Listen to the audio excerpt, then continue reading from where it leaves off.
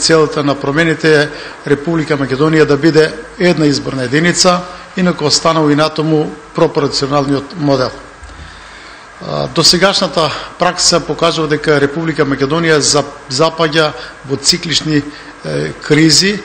и една од основните или фундаменталните причини зашто тоа ни се случува во рамките на партијата, сметаме дека тоа е поради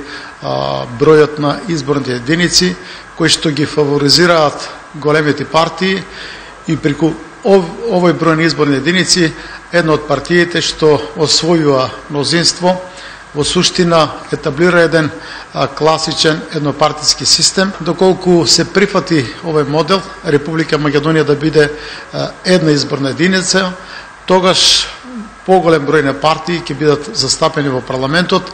и ќе се намали моќта на водечката партија, таа што би ги добила изборите.